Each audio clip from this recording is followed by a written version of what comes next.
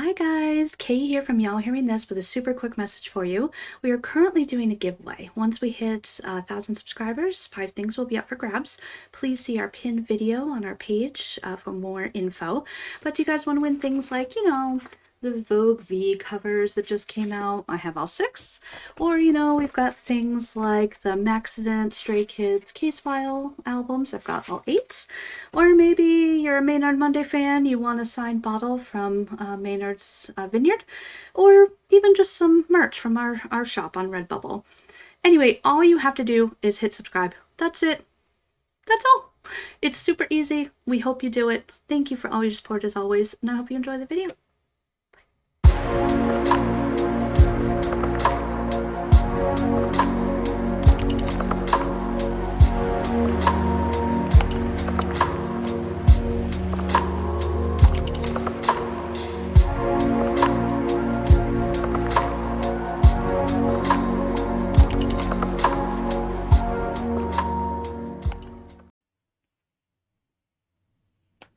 Hi guys! What's up, y'all?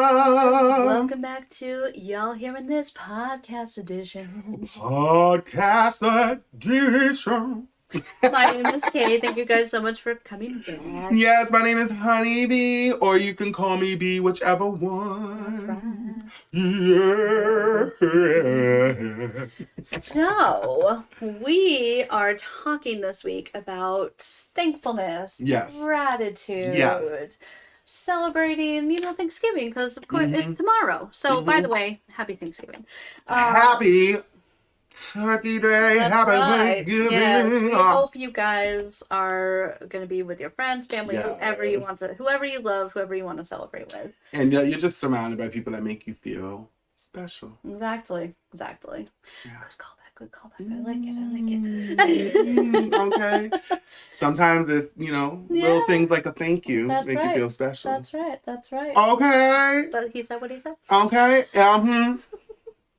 So we, so this week we dove into those songs that, make us feel that way. Yes. And so my song that I picked this week. Yes. So I had to go with the 90s girl. Yes. As I did Alanis Morissette's Thank You. Yes. And it's such a great song. We talked about it a little bit in the reaction video itself, but I love that idea of thanking not only the good, but thanking the bad too. Kind of being thankful for everything in your life, because what doesn't, kill you makes you stronger, Facts. right? Facts. And so I do love that. So let's get into it a little bit. So, a song by Alanis Morissette. It's from her 4th studio album, Supposed Former Infatuation Junkie, came out in 98. It was written by Alanis Morissette and Glenn Ballard, who produced Jagged Little Pill. She wrote the song after she came back from a trip to India, and they released the song on October 12th, 98 as a single. So it got positive reviews. It became her 5th number 1 in Canada and reached the top 3 in New Zealand and Norway and top 10 in the UK.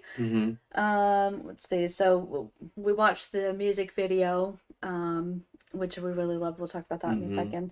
And it was nominated for Best Female Pop Vocal Performance at the 2000 Grammys. So, she had massive success, obviously, with Jagged Little Pill. And so she had a couple follow-up albums that ended up being just not as big, And so when she took the trip, she wrote some songs, including Thank You, and also did, City of Angels and things like that, to kind of talk about that, how, it's almost tough sometimes coming out with such a smash and then coming back with other things and it not being received as well. Yep. And as thankful as she was for everything that happened with Jagged Little Pill, to then not quite get the same response to her other stuff. Her other music. It makes you... I can only imagine what it made her feel like. Absolutely. That would make me feel like, oh, am I not good enough? Yeah. Or like, are you just not believing in my artistry anymore? Like, that's tough. Yep. And so she said, basically, I never stopped in my whole life. I hadn't taken a long breath, and I took a year and a half off and basically learned how to do that. When I did stop and I was silent and I breathed, I was just left with an immense amount of gratitude and inspiration and love and bliss, and that's where the song came from. Dope. So I really like that. Me too. But yeah, I love the music video, and we were talking about this a little bit in the reaction video, but I love that idea of being just super vulnerable, you know, represented by her being totally nude in it.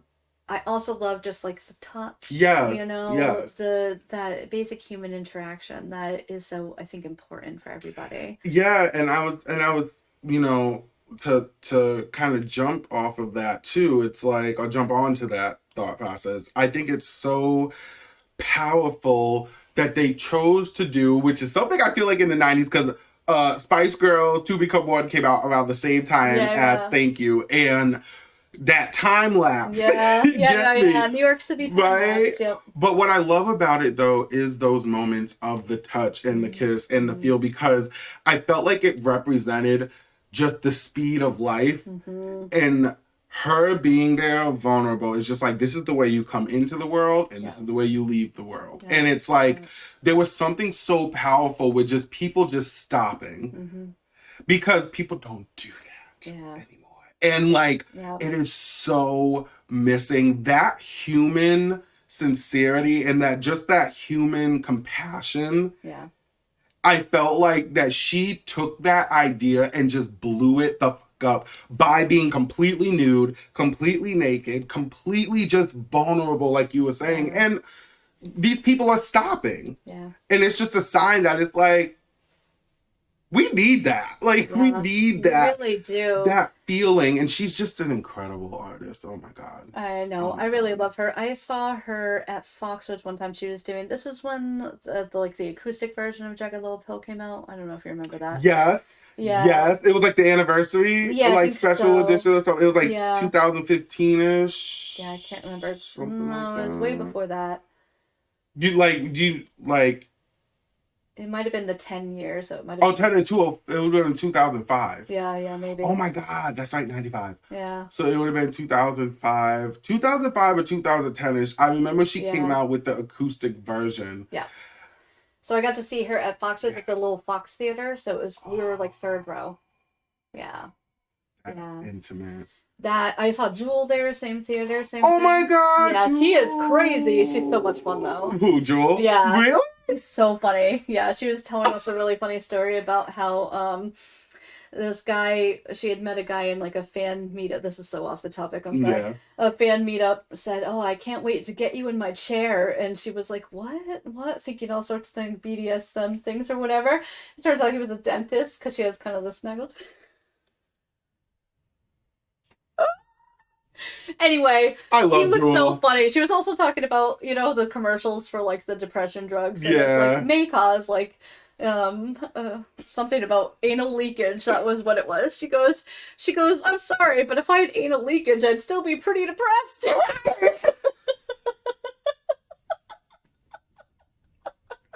Only Jewel. She was so funny. Only Jewel. Isn't she from Alaska? I can't remember. She at least lived there. Right. But anyway. Anyways, back to Atlantis. And I did actually go see the Jagged Little Pill tour. Dope. I saw Radiohead open up. They had just come out with Pablo Honey, like Creep and everything. And you witnessed history. Do you know how dope that is? That was my 16th birthday present. It came to Great Woods, and I went with my friend Alicia. Do you know how incredible that is? Like, I live for moments like that. Yep. You literally witnessed a part of history. That is literally the greatest selling female album in history. Unless it's like it's either the top one or like top two, whatever it is. Because I know Shania Twain's "Come On Over" is up there. But like, that is incredible.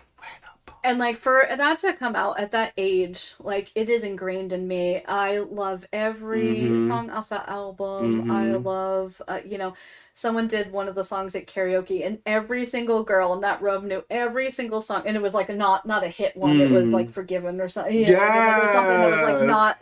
It had never come out as a single. But every single girl in that room was singing every single word, like super dramatically.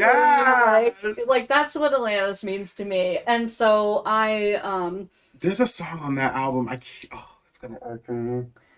What is it about? Because I can probably tell you. Was it a radio song or no? I remember hearing it when I worked at the Christmas tree shop, Okay. or I would hear it at Famous Footwear, like on those like corporate store. Yeah. But I know it was off that album. Are you one of those people that like hardcore know the tracking list, like start to finish? So they're Hand in My Pocket, maybe? Nope. Okay. I know that song, but nope. Ironic. Nope. Obviously, You Want to Know. Head Over Heels. Head Over Heels, yep.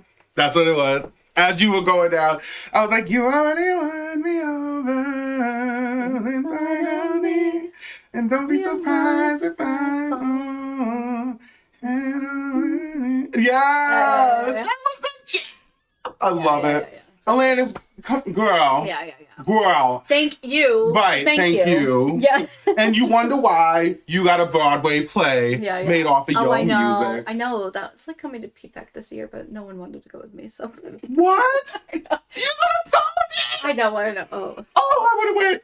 That would have been dope. That's like me. I want to go see the Tina one. But anyways. Yeah. That was an incredible choice. I love that song. It's super duper dope. It's so contagious. The message behind it. Alanis, shout out to you, girl, because that was everything. Yeah. I love her voice too. Me too. She literally is just. She's unhuman. Yeah. Like inhuman. Unhuman. That too. Oh God. Okay. Well. Let's get into my songs. Yes. It was so good. So I have a lot of information for you guys, so definitely like bear with me because it's really important that I tell you guys. So the actual song, let me start off. Janet Jackson's Special off of her album The Velvet Rope. Now, The Velvet Rope came out October 7th, 1997. And so there's a lot of info basically on the album because it was hard to find actual info on the specific track because it closed the album out and it wasn't a single. Yeah. But it's like one of those like quote unquote cult classics that if you're a Janet fan, a lot of people know this. They actually used the music in like, I don't know if it was a behind the music or something that was based actually on the album, a documentary on the album, but like the song. So I'm going to talk about the album first and then I'm going to talk about what the re-release and like what Janet had to say about. She just did an interview about the album. So let's get into this. Yeah, and listen, I'm gonna give y'all all the tea, okay? So first of all, the song Special is the last song on the album, and I'll tell you guys right off the grip. The song was produced by Janet Jackson and Jimmy Jam and Terry Lewis. It was also written by them. And the all the instruments, I don't know if you guys know who Jimmy Jam and Terry Lewis are, but they're absolutely incredible. So they did all the instrumentation. So just to get that right out the way, we're gonna jump right into The Velvet Rope. Okay. So The Velvet Rope, and all my info is from Wikipedia and also from Genius.com. So The Velvet Rope is the sixth studio album by Janet Jackson. The album was released October 7th, 1997 through Virgin Records America.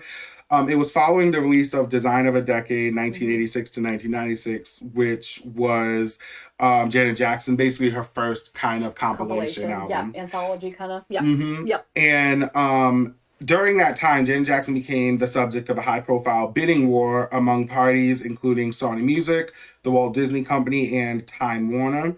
And Jackson ended up renewing her contract with Virgin Records for $80 million, making her the world's largest paid musical act for the second time in her career. That's awesome. She unveiled a new image, flaunting vibrant red hair, multiple tattoos, and acquiring facial and body piercings, which, if you guys don't know, during that time when the album came out, in the album packaging, Janet actually has an outfit on where she actually wore her nipple ring outside of the outfit, and it was this whole controversy, which is like, whatever. So silly now. So ridiculous. It's so silly now, especially the whole Super Bowl thing. Well, anyway.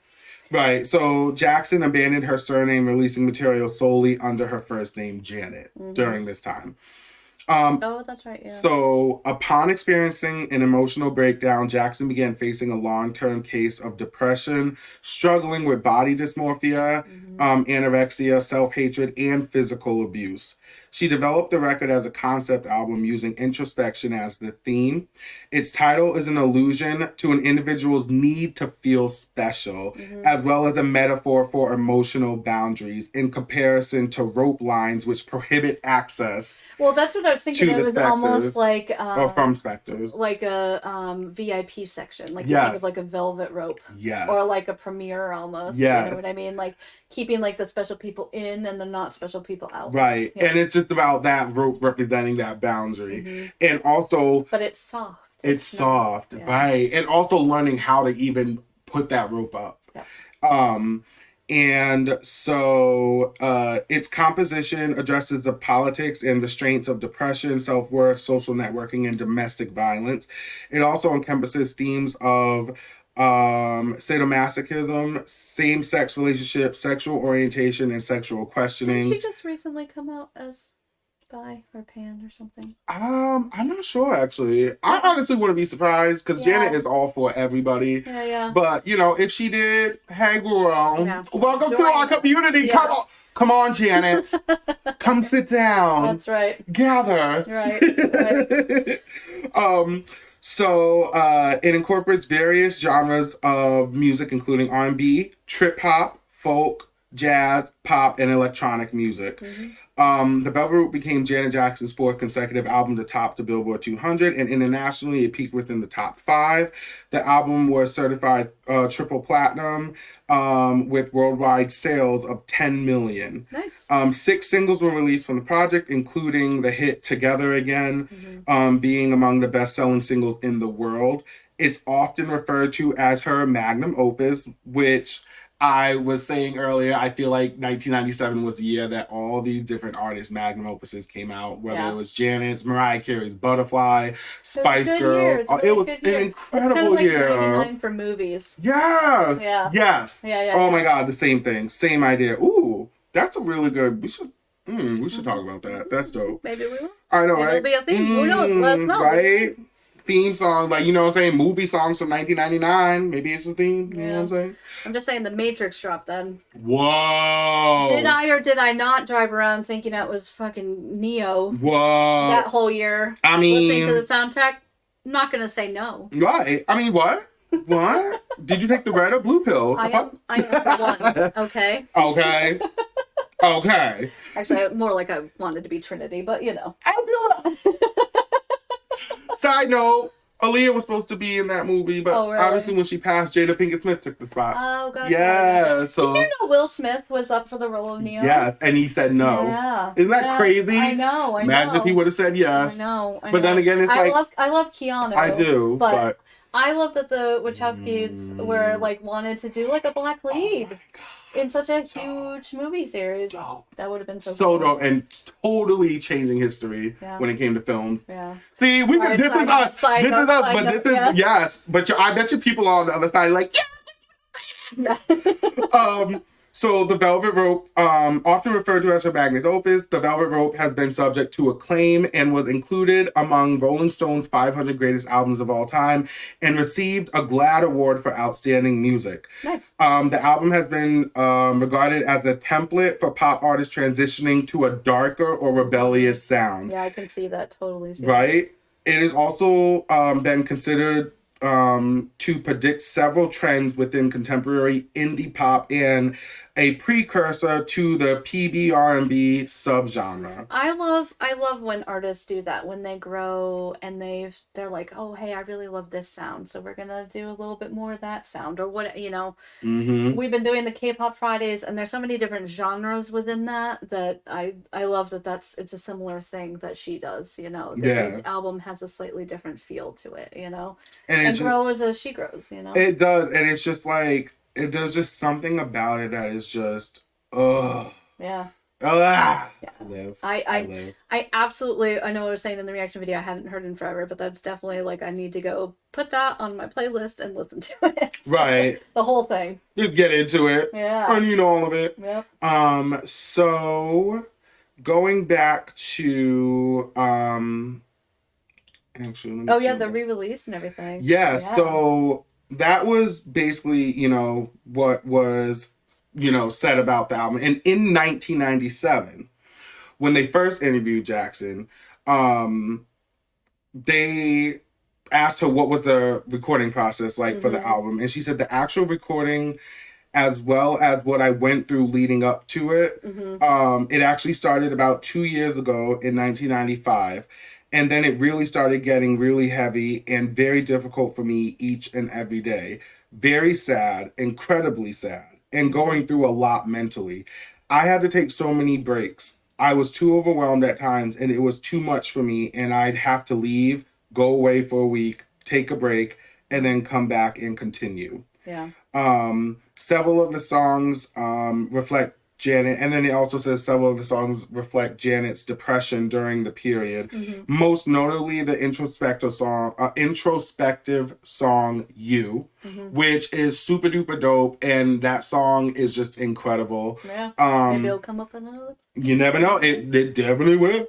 But the theme also weaves through songs like "Every Time," which I love that song. "The Velvet Rope," "Empty," and "Special."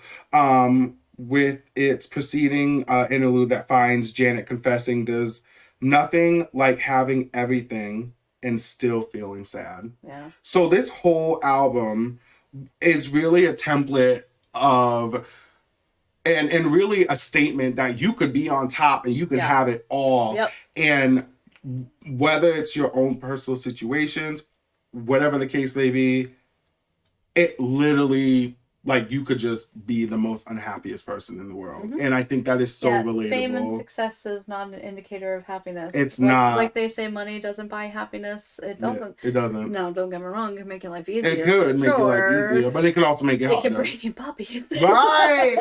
Puppies! As we discussed last podcast. Right. But yeah, no, it's. It could definitely bring you puppies, because I'm here for that.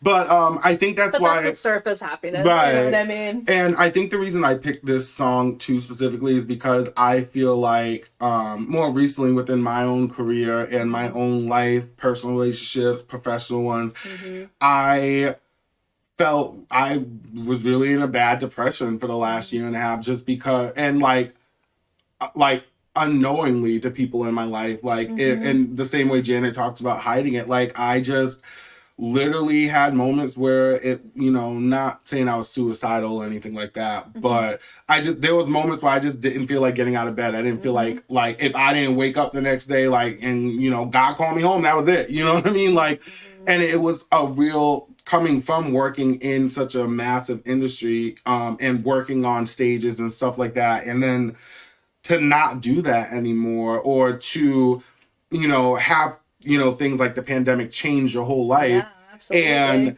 in that change, it's like, everything else, around you is changing in the world, but then it's like happening right in your own home and like, and within your own life. It's a lot to deal with. And, so a lot of people thinking like, oh, Chris, you're doing this, you're doing that, and you're doing this and that and that. And it's like, they all think that everything's super hunky-dory, and it's not, you know what I mean? And that's not realistic. And I think that's why this album, The Velvet Rope, connects to so many people, because she really is one of those artists who people didn't suspect at that time to delve into that darkness that doesn't necessarily sell records. Because there was a lot of people that would make jokes about this album. There's a joke on Family Guy about this album, and Peter is sitting there like shooting bogeys or whatever that are like being thrown into the air.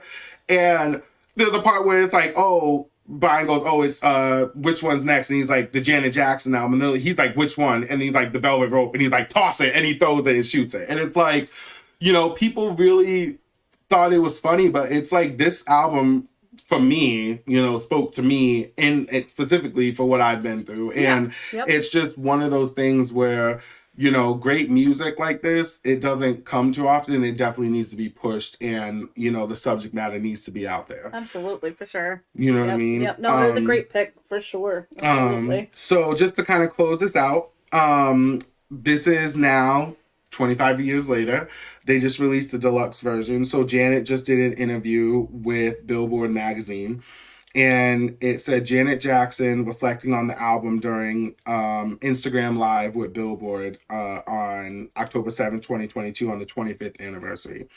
She said, "This album is so close to me. It was, I would say, out of all the albums I've created, and especially with Jimmy Jam and Terry Lewis, it was the most difficult. The most difficult album for me to create. I was going through so much in my life, and it was so deep in trying to find out and figure out who I am and where I stand. At the end of the day, like I did with the other albums, just putting it down, never keeping a journal." She said, "At the end of the day, like I did with the other albums, I was just putting it down and I was not keeping a journal. I'm sure a lot of you already know this, and I don't know if my fans would like it, but one of the," and then says ... "I guess one of the best moments of my life connected to this album was on the day that it was released. I was on the 405 freeway in LA and I was in traffic. I was headed toward the valley, coming from Malibu, and someone honked their horn. Now, by then, at that time, we had CDs. And this person kept honking their horn, and I happened to look over, and there was this girl in a car, and she held up the Velvet Rope CD. Oh, that's awesome. And she smiled at me, and she just nodded. It made me feel so good that was the first person to acknowledge to me that, yeah, you did something I really do appreciate." That's awesome. And 25 years later, it being number one again, which it went number one. The second it came out, it instantly was number one on all iTunes charts. Nice. She was like, thank you so much. I am so thankful to God and thankful to all of you. You guys, I am so blessed. God has truly blessed me. Thank you so much for this. Thank you to Jimmy Jam and Terry Lewis for being my two dads, always being there for me through the thick and thin and the worst." And Jimmy Jam added, "I agree with it, that it was probably the most difficult album to do, but I knew you had a lot that you needed to get off your chest. Because normally when we did the albums, we would do the music and then you do the lyrics for the music. But with this album, you had the lyrics before you even did the music. A lot of it was you would give us the lyrics and then we'd create the music around it. So almost like we did it. So it's almost like we did it backwards. But it's the reason why it's so personal for you." Yeah. Yeah, no, that's awesome. That's so awesome. That is Janet Jackson's The Velvet Rope, the history of it, and why it's so important in this landscape of just mental health and just artistry. And it really just teaches you to push the boundaries and keep it moving. And I think that it goes so well with our theme because I'm very thankful that she created this because this has made an impact in her life. Just like we are very thankful that Alanis made her music and her album because it impacted your life and my life and everybody else's. Oh, it so for sure did. Yeah. You know what I mean? So, but it also kind of makes me think, segue. Yeah, not to say what? Thanksgiving edition? Yeah, Thanksgiving edition. I love Christmas, but you know I love cooking, girl. So I have to ask you two questions. Okay. First question: what is your funniest Thanksgiving memory? Oh, geez. And two, what are your staples or go-tos or whatever? Like, what does Thanksgiving look like for you as far as food-wise, whether it's something you make or like, what is the spread like? And what do you like have to have and like all that? Yeah, so let's start with the food because I don't even know if I have a funny Thanksgiving. Or just a memorable Yeah. So we actually do two Thanksgivings. So I do one with my family on Thanksgiving, and then the Friday after with my roommates and Black Friday. Right. Okay. At night. Yeah. We do Tofurkey Day. Okay. So it's a vegan vegetarian Thanksgiving. Okay. Which has been going on. My roommate started that back at like high school, so many years ago. Right. It was only 12 minutes ago. Right. Yeah. Exactly. She just graduated. Year. Come on. Right. She just graduated, y'all. Or it was like 25 years ago. No. 25 minutes ago. Yeah. 25 years is next spring. Yeah. It's so crazy. Oh my God. But anyway, and so for family Thanksgiving, we definitely, of course, do a turkey and the stuffing and everything. Mashed potatoes for sure. the big thing that I love for both Christmas and Thanksgiving that my mom makes is this like tomato cheese pie thing. So you do like a pie crust and you put like sharp cheddar in it, and then you slice tomatoes and you put it in a ring around. You put some scallions on, then you put some oregano and whatever, and then you bake it. But then you eat it when it's cold, so the cheese is like solid.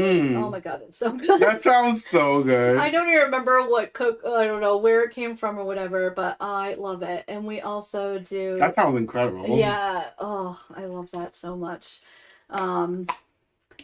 And just kind of like, we don't always do like little picky foods, but like when everybody's there, even like cheese and crackers and like the hors d'oeuvres and like the apps and whatnot. So yeah, some years my mom will get adventurous or whatever, and some years it'll just be cheese and crackers and pepperoni or whatever. Usually some sort of veggie tray and whatever, that sort of stuff. But and my aunt makes these potatoes. So basically she takes like the mac and cheese recipe but makes it with potatoes instead. It is so freaking, it's like hunks. It's like scallop potatoes, homemade. Yeah, but like chunks of potato rather than like the scallops. Oh, it is so good. Casserole and that sauce is, oh my god, it's so good. Yeah, anyway, so that is definitely a big thing. What type of meats do you guys do at? So we do turkey, but we usually sometimes will do a ham too. It really just depends. Once in a great while we'll do something crazy, totally different, and do like a big prime rib or something, Although that's more like Christmas we'll do that, but excuse me. But yeah, definitely, I love some dark meat. Oh, I love it. I love dark meat too. Me too. Now, I'm not a gravy person, but they always have gravy. I know I don't like it. Yeah. Really? Yeah, I don't like it. Oh. Yeah. I don't know. No, that's always. I always find it interesting because, like, some people that don't like gravies don't like different sauces. Like, I don't like creamy sauces. I was just about to say, my friend that doesn't like gravy does not like Alfredo sauce. Doesn't do like mac and cheese sauce. Like, it has to be baked mac and cheese. It can't just be sauce. Like, like Kraft or like the Velveeta. She can't. Yeah. I'm very similar. Yep. Yeah. I don't know why. I've just never really liked like creamy sauces like that. And even like, I love those potatoes, and I do like the baked mac and cheese every once in a while, but not all the time. Even that, it's not my favorite. I'll put it that way. It hurts my soul. I know, because I love cheese. Don't get me wrong. The blackness in me was like, I know. I know. It's so good though. Yeah. I actually just made one recently, and then so I kind of did this totally by accident, but it came out so good.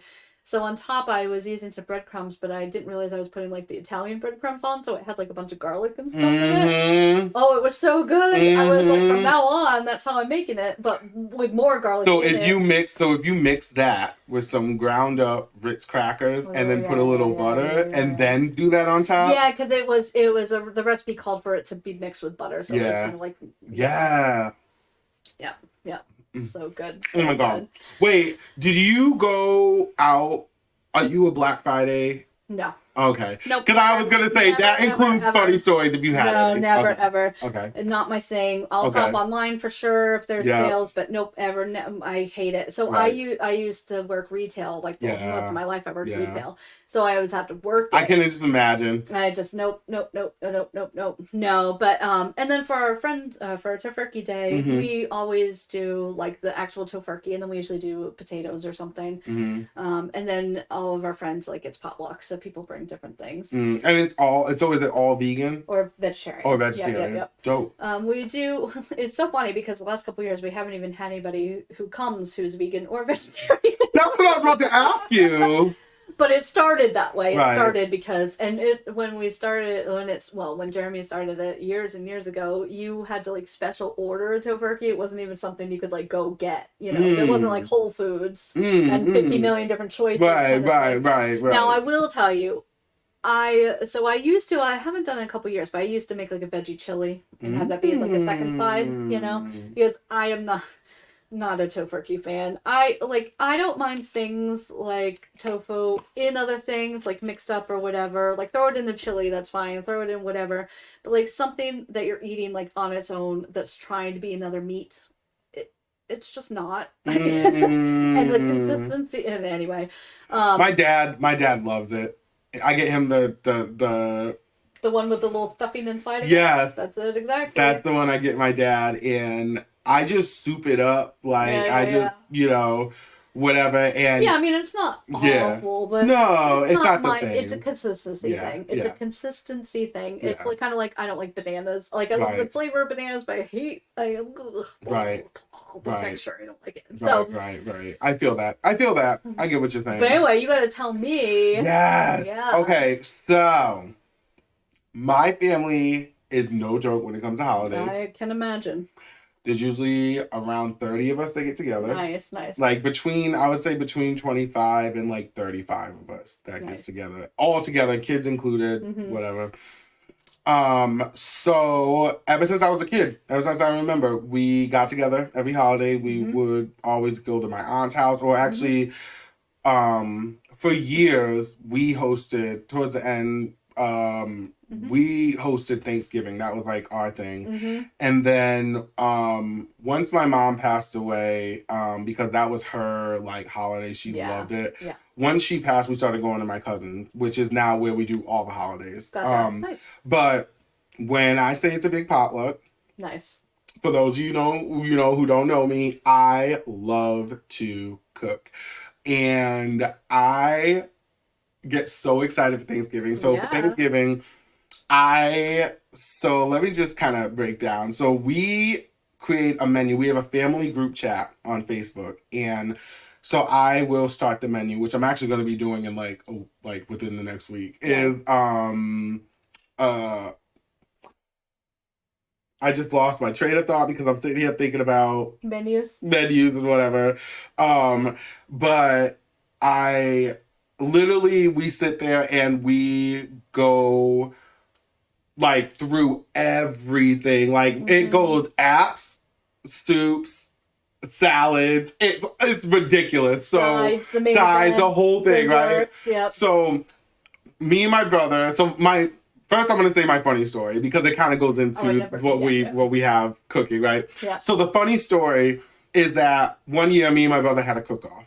Now, if y'all know, okay, I'm the cook. I'm going to guess that you won. So here's the thing. Let's talk about it because I feel like I was sabotaged.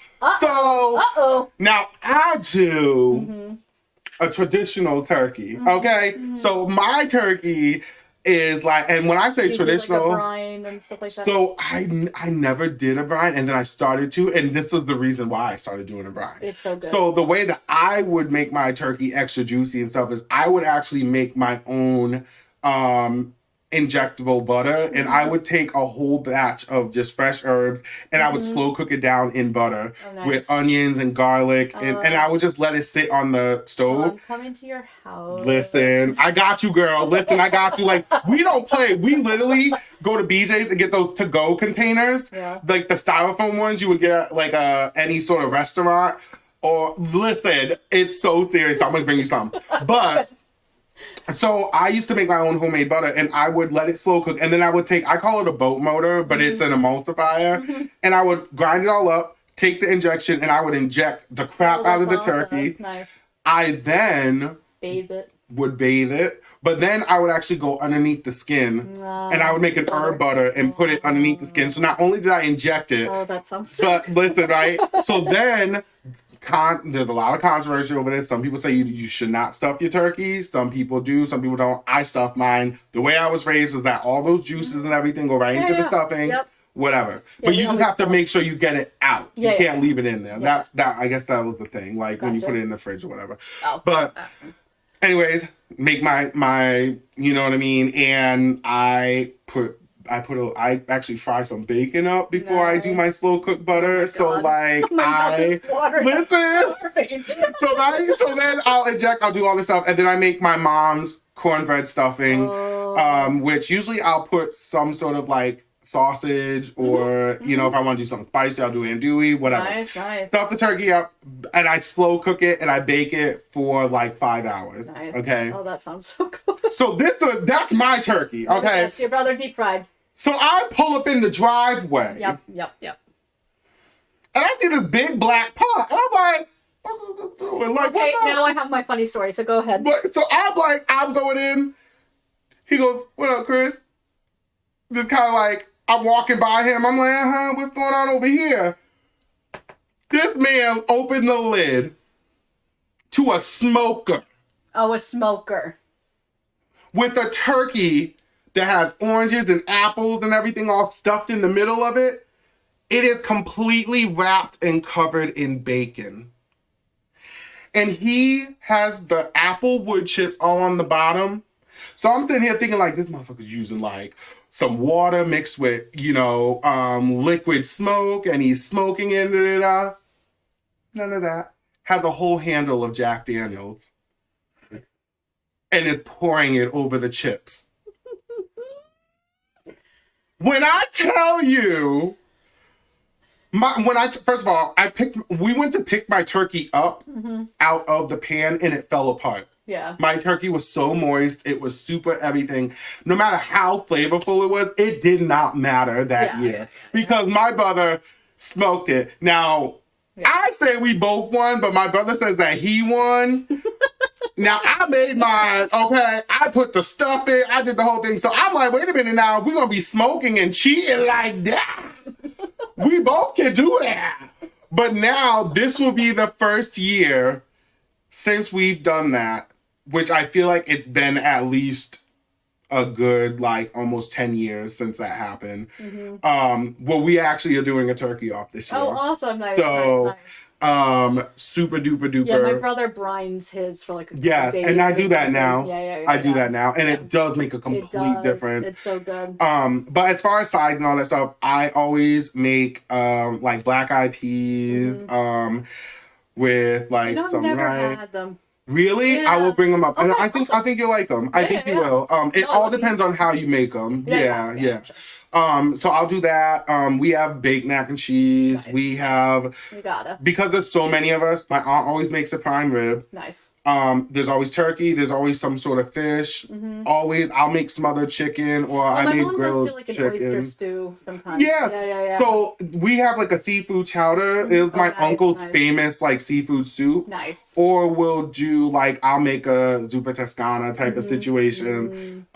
We have like my friend Jenny, shout out to Jenny, makes this massive cheese ball that has bacon, ranch seasoning. Oh it has, she puts like, so now because my brother Will makes the best jalapeno poppers where he makes his cheese filling. He deveins the jalapenos and all this stuff, and then he wraps them in bacon and he puts them on the grill.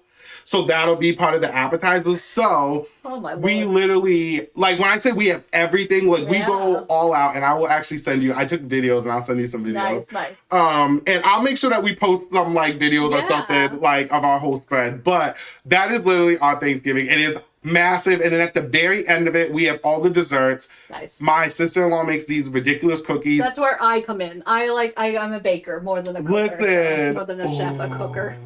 I'm here for it. Come on. But we have we usually have different cheesecakes, different apple pies, sweet potato pie. Somebody bought a bean pie once, which was dope. Pecan pie. Yeah, all of it. So our Thanksgiving is always off the chain. Like we just have so much food to the point where every year we're like, we're not gonna make a lot. We're gonna make it really simple. We don't need all this extra food. And then I'm like, yeah, you're right. And then I show up with Matt, and I'm like, oh, yeah.